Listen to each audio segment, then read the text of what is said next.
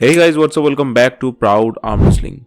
Brian Shaw vs Eddie Hall match is over now, and the results were expected and also not expected. I mean, the expected was Brian will win, which he did, but the not so expected was that Brian didn't win that dominantly. Eddie took a legit one round from Brian Shaw, and maybe he could have done better if he would have slipped from Brian. Anyway, Brian has recently shared a video in his Instagram where he is sparring with a guy, and it's the same way he was pulling on his first unprofessional match against this guy that he posted a month back in his YouTube channel. Now the thing is, Devon has been teaching Brian top roll, but Brian's body movement for the top roll attempt doesn't look that fluid on the table. He's not going much backwards and utilizing his body weight. Instead, he is more just going sideways, which is where he is clearly not utilizing his body weight with back pressure. And whether it's offensive or a posting style top roll, you have to use your back pressure more, go backwards, take your opponent's hand, then drop your body, go sideways and finish it.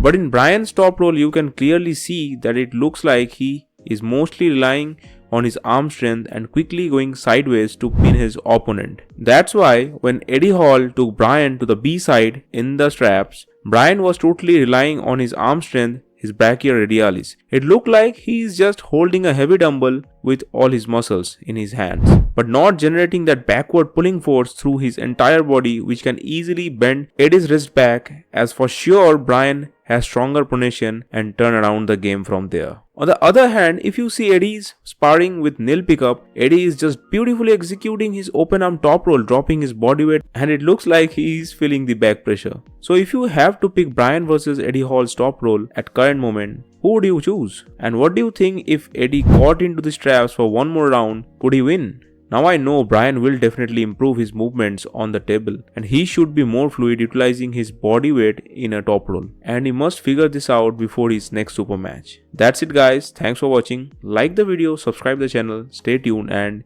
keep arm wrestling.